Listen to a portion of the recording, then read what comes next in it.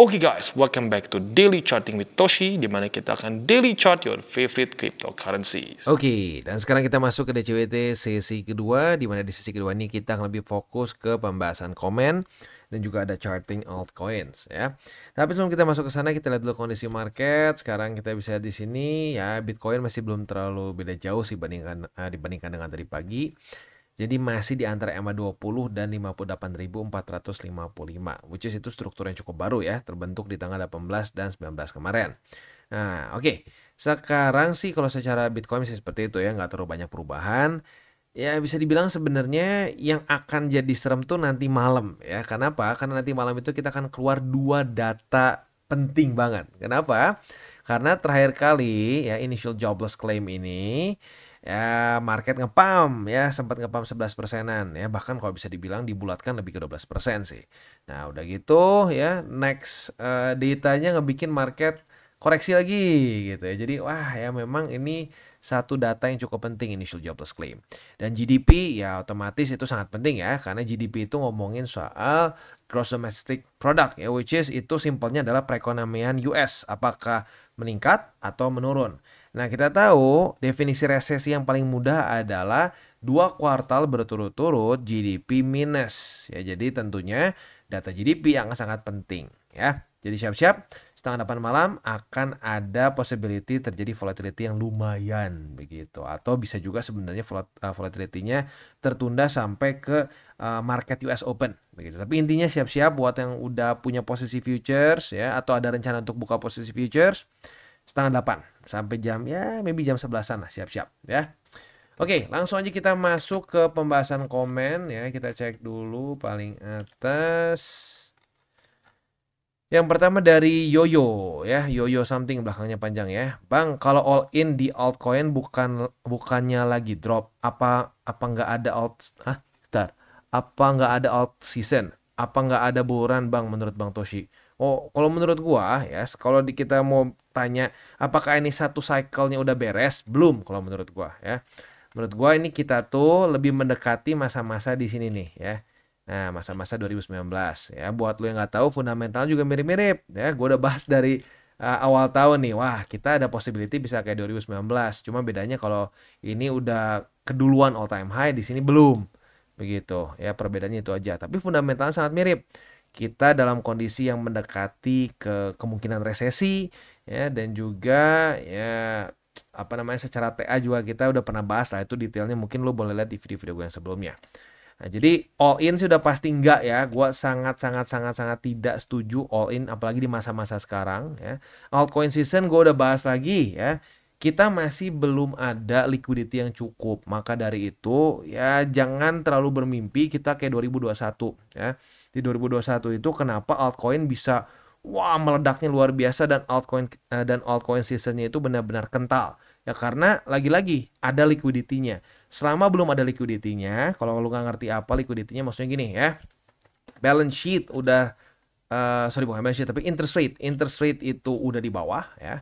Dan juga balance sheet lagi naik. Itu liquidity kasarnya ya. Nah, sekarang kebalik.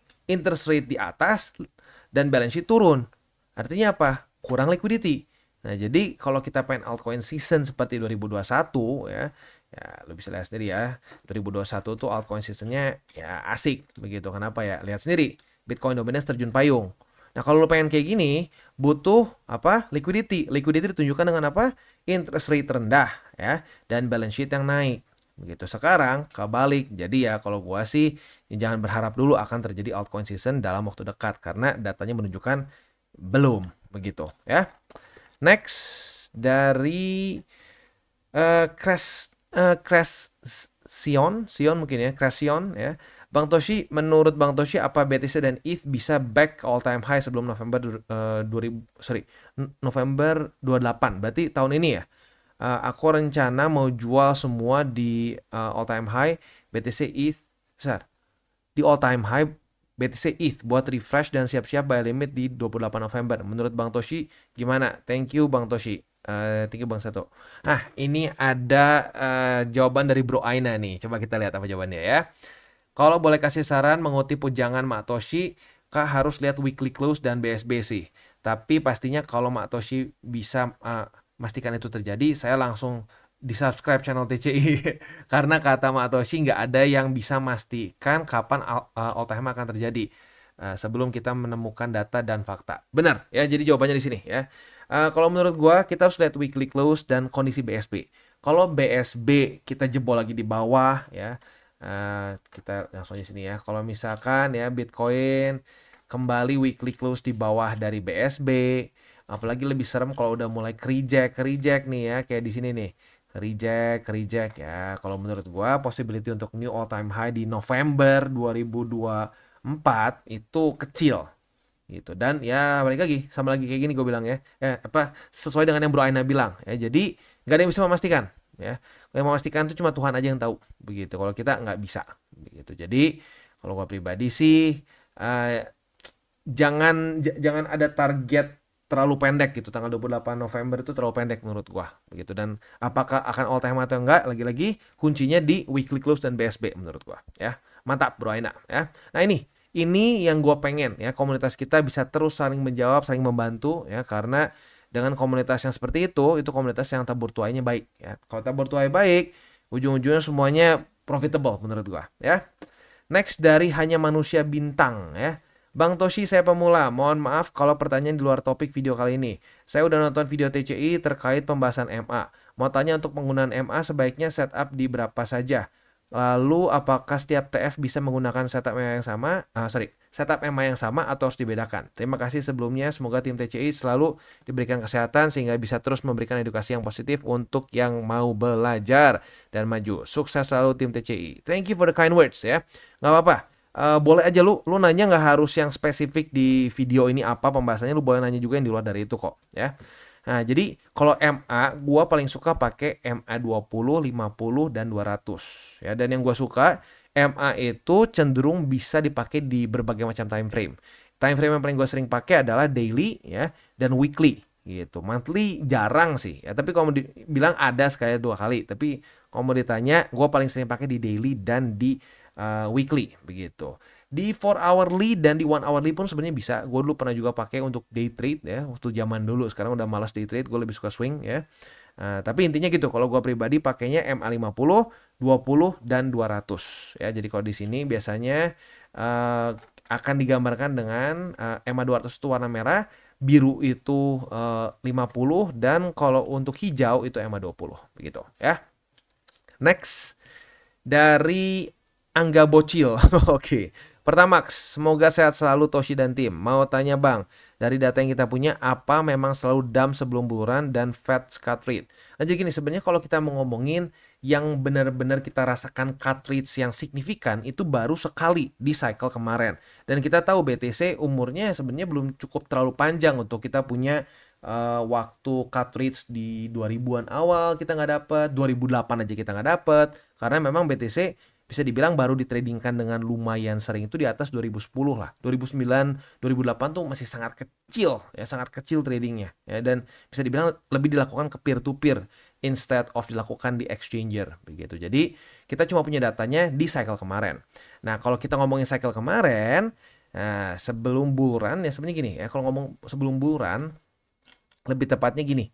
Biasanya kalau di cycle kemarin itu ada satu momentum yang ngeboom nih, naik ya, ya, cepet. Nah, tetapi tiba-tiba mulai ada resiko resesi. Nah, resiko resesi ini awalnya the Feds bilang, oh enggak, tenang, kita tidak akan menurunkan interest rate di bulan Juni ya. Ternyata Juli turun. Artinya apa? Ya, the Feds gagal untuk menahan resiko resesi, makanya dia cepet-cepet turunin interest rate. Karena sebelumnya dia ngomong nggak perlu ada penurunan interest rate ya.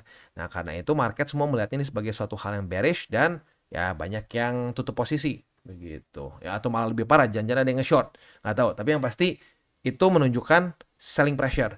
Nah, kali ini kita mulai ada tanda-tanda, tapi belum pasti percis akan kayak 2019 ya, tapi banyak kemiripan secara fundamental dan TA begitu ya.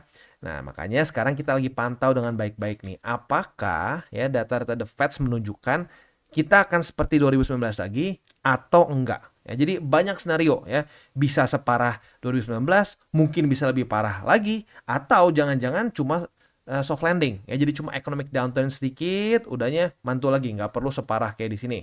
Buat lo yang belum tahu, ini minus dari high di sini ya, di angka 13.800 sampai ke week terdalam itu minus sekitar 70%, which is really big begitu. Nah, apakah harus 70%? Ya nggak juga begitu, karena lagi-lagi market itu suka berirama, nggak sama percis. Iramanya mungkin mirip ya, tapi nggak sama percis gitu ya.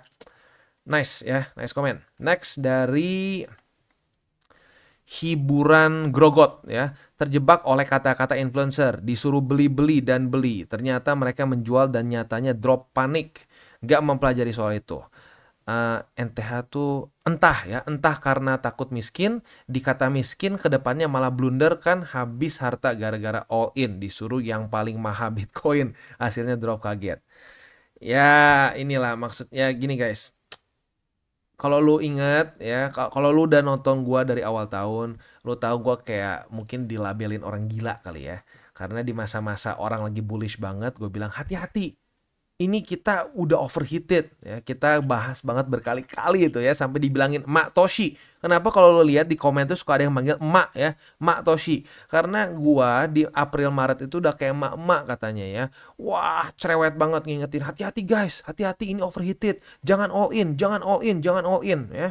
Ya dibilang dibilang ngefat lah, dibilang bear boy lah ya. Ya, tapi pada faktanya apa? Beneran koreksi. Nah, itu kenapa bisa? Ya, karena kita dari data dan fakta. Begitu. Nah, jadi sebenarnya kalau kemarin gitu ya, banyak orang-orang yang bilang, "Wah, beli all in, ini bakal jadi segini." Itu mereka tebak-tebakan sebenarnya. Ya, tebak-tebakan, atau malah kalau mau lebih sinikal lagi, jangan-jangan ya benar, lu suruh beli lu disuruh beli, nanti dia TP gitu. Itu ya mungkin aja terjadi. Nah, jadi gini, ya, makanya kalau gue pribadi ya sudah sering sekali mengingatkan, kita itu harus bikin porto yang balance. Balance-nya gimana? Harus mayoritas itu Bitcoin dulu. Yang lu beli di awal cycle tuh Bitcoin dulu banyaknya. Makanya gue ada aturan 70-30. Itu mayoritasnya BTC. Tujuannya apa? Ya supaya nggak kena beginian gitu, nggak kena yang wah ayo all in. No. Dan bahkan ya apalagi di sini ya udah overheated kayak gini. Nah, makanya gue bingung kenapa bisa banyak orang waktu itu ngomong di sini suruh all in. Waduh, all in 7 bulan. 7 bulan berturut-turut nggak pakai koreksi. Bullish candle terus. 7 bulan loh, bukan 7 minggu, bukan 7 hari, 7 bulan. Dan orang mesti bilang ini akan terus der.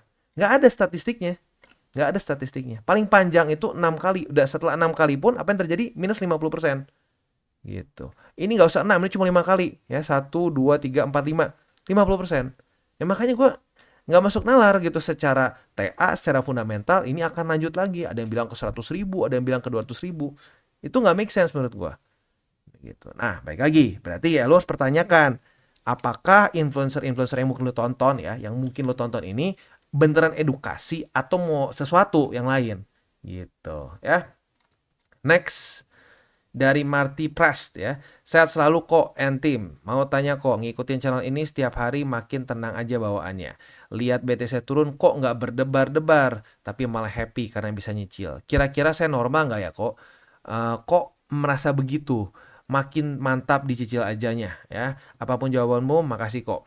Jadi gini, ini jujur ini mantap banget ya. Ketenangan itu datang karena dari mindset yang sudah tepat. Jadi kalau lu mau tahu, awal gue mulai 2016-2017 itu sport jantung ya. Trading kripto itu sport jantung. Wah, suka nggak bisa tidur, kepikiran posisi, bla bla bla.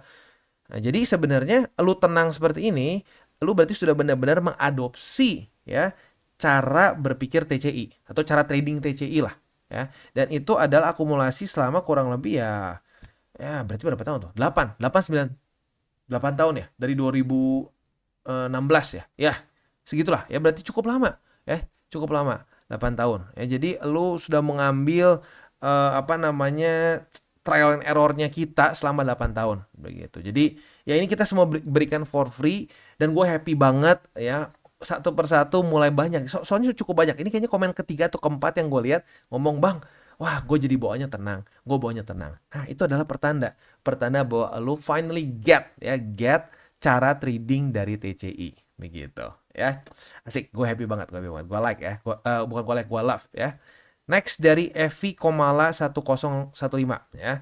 Tapi bagus bang, otak gua nalar kalau udah abang yang ngasih tahu, karena percaya dukun sebelah otak kagak like tapi kadang kepancing juga. Iya benar, benar. Ini konteksnya kemarin gue bilang ini ya. Apa namanya?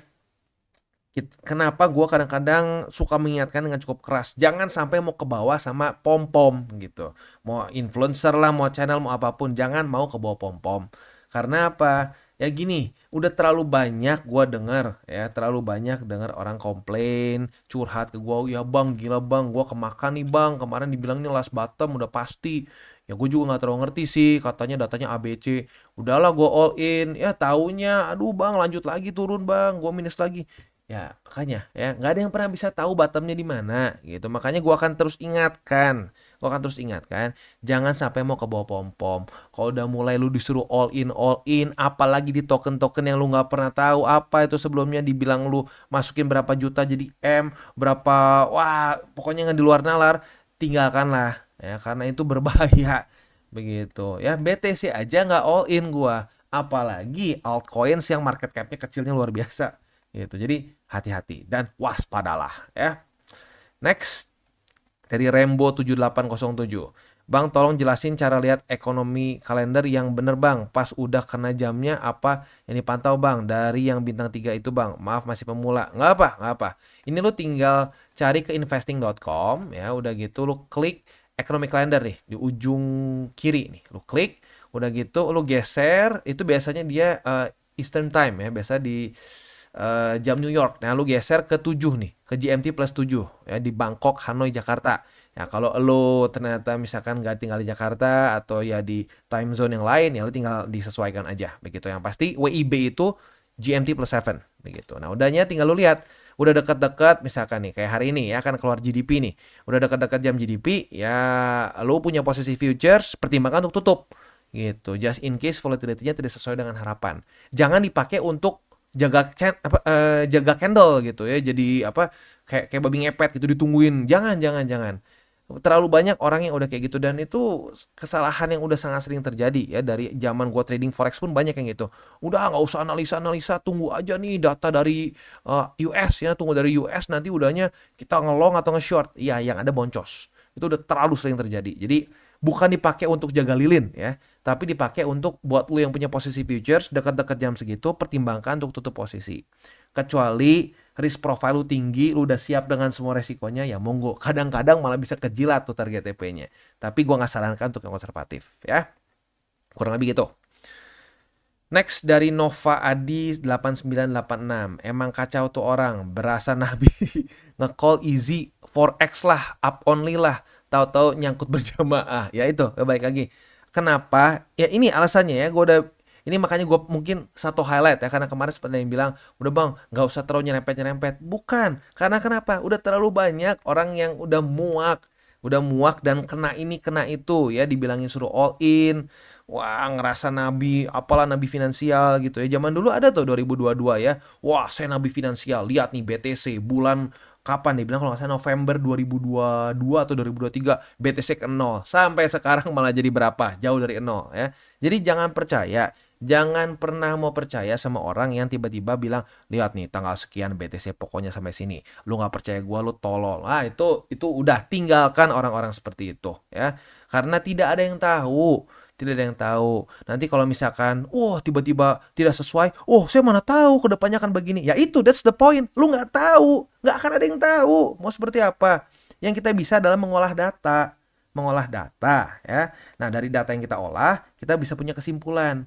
Kalau tidak ada perubahan lagi, possibility-nya lebih ke A atau possibility-nya lebih ke B, lebih bullish, lebih bearish. Begitu probability. Nggak ada yang bisa tahu. Begitu ya. Kecuali dia Tuhan gitu ya. Selanjutnya dari Virat ya itulah ya, sorry ya. Gua kadang-kadang kalau disambung jadi pusing. Copy trade-nya ya itulah pokoknya itu ya. 99% rasio profit versus loss-nya. BCT-nya puluhan juta per bulan, bisa buat bayar pajak altar. Angkuhnya to the moon tuh. Ya nggak tahu lah siapa, terserah lah ya. Ya gini pokoknya guys ya. kalau gini, ini logika super sederhananya. Kalau ada orang bilang dia punya copy trade lah, punya robot lah, punya jin lah, punya setan lah, punya apalah, backingan, punya apapun namanya, bisa bikin profit 99%, ngapain dia jualan lagi?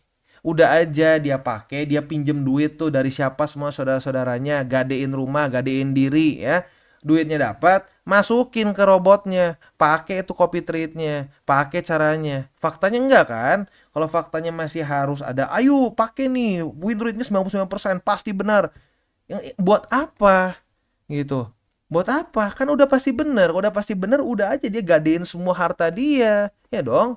Kan 99% benar. Leverage maksimum, tamat sudah. Ya, jadi ya aduh, ini dari zaman dulu masih sama jualannya seperti itu. Ya, jadi hati-hati aja lah pokoknya sama yang seperti itu tipe-tipenya ya. Oke, sip, beres ya. Selanjutnya kita akan masuk ke Balimet. Hari ini kita akan bahas TON, IMX dan juga BNB. Tapi sebelum kita masuk, seperti biasa gua akan disclaimer dulu bahwa semua konten dari TCI bukanlah financial advice. Ini semua bentuknya adalah edukasi ya. Lalu bagaimana cara untuk mendukung TCI? Ada banyak caranya. Lu bisa like our video, bisa share our video, atau juga bisa menggunakan link referral kita di bawah. Nah, sekarang kita akan dengar dulu pesan-pesan sponsor kita pada hari ini. Oke, today's video is brought to you by Bybit. Dimana di Bybit ini kita bisa melakukan berbagai macam hal ya, mulai dari yang newbie sampai yang sudah advance. Buat mungkin lo merasa bahwa aduh bang, gue masih nggak ngerti nih TA, gue masih nggak ngerti charting dan seterusnya, tapi pengen akumulasi, pengen DCA murni, bisa lo tinggal masuk ke sini one click buy, dimana lo bisa pilih lo mau pakai apa ya fiatnya, lo tinggal pilih juga asetnya apa ya. Misalkan lo pengen akumulasi BTC, misalkan setiap hari Senin jam 7 pagi, misalkan gue pengen akumulasi BTC sebesar 100.000 rupiah misalkan ya, lu bisa langsung lakukan di sini. Bisa peer to peer, bisa Dana, Bank BRI dan lain-lain. Ini gila ya, bisa pakai BCA Mobile dan seterusnya. Jadi Bybit ini memang cocok banget buat orang-orang yang tinggal di Indo ya, bisa langsung pakai bank-bank yang memang sudah biasa kita pakai di Indo ya. Nah, buat yang intermediate sampai advance juga di sini ada spot, nah, dan juga ada leverage tokens, dan tentu juga ada derivatives trading, di mana kita bisa menggunakan kontrak yang USDT maupun USDC.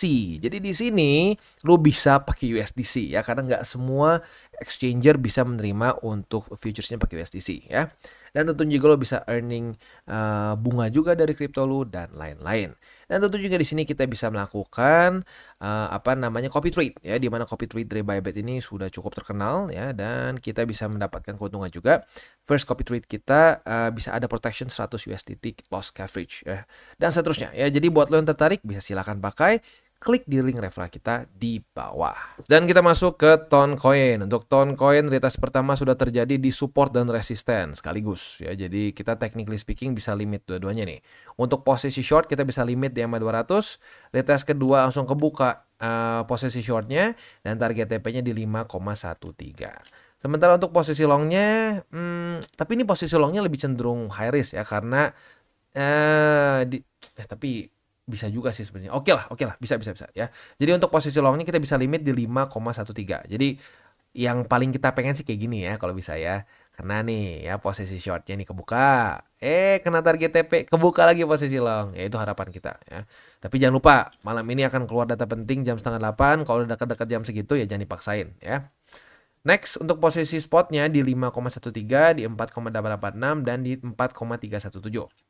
Next kita masuk ke IMX. Untuk IMX ya, atau Immutable X, posisi long kita kena target TP. Retest 1, retest 2 di EMA 50, kebuka posisi longnya dan target TP kita di angka 1,499 ya. Berarti profit 12%. Asik ya.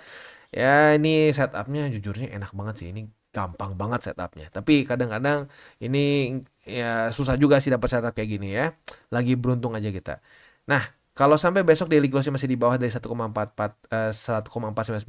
kita bisa limit lagi posisi short nih. Kalau sampai di bawah ya. Nah, target TP-nya otomatis tinggal kita balik logikanya di MA50. Posisi spot MA50, MA20, dan di 1,227 ya. Next kita masuk ke BNB. Untuk BNB posisi short sudah kita dapatkan karena sudah terjadi retest 1, retest 2 di MA20. Nah, target TP paling konservatifnya boleh pertimbangkan di sini nih. Struktur terbaru ya, terbaru dari BNB yaitu di 533,9. Nah, untuk posisi ini kurang turun sedikit. 533,4 ternyata ya. Nah, untuk posisi shortnya lagi-lagi ya target TP-nya di sana. Untuk posisi spot 533,4, 507,9 dan di 464,6. Itu kurang lebih untuk DCWT sesi kedua. Kita tutup dengan 3 golden rules. Jangan pakai uang panas, jangan over leverage, dan berpikirlah jangka panjang. Oke guys, jadi itu adalah akhir dari segmen DCWT kita pada hari ini. Dan jangan lupa bagi kalian yang merasakan manfaat dari segmen ini, jangan lupa untuk share ke teman-teman kalian. Dan apabila lu pengen mensupport channel kita, ya TCI, jangan lupa untuk menggunakan link referral kita di bawah. Nggak wajib, ya, tetapi apabila lu menggunakan link referral kita di bawah, ada macam-macam, ya, dari Bybit, Huobi, Maxi, toko kripto, dan banyak lagi, ya. Ya, walaupun nggak wajib, tapi kalau menggunakan link referral kita, lu secara langsung membantu perkembangan dari TCI. Dan satu lagi, jangan lupa juga untuk join Telegram group kita, di mana kita bisa ngobrol-ngobrol santai mengenai dunia cryptocurrency secara dua arah. So, jangan lupa untuk like, subscribe, click the bell icon, and see you on the next video.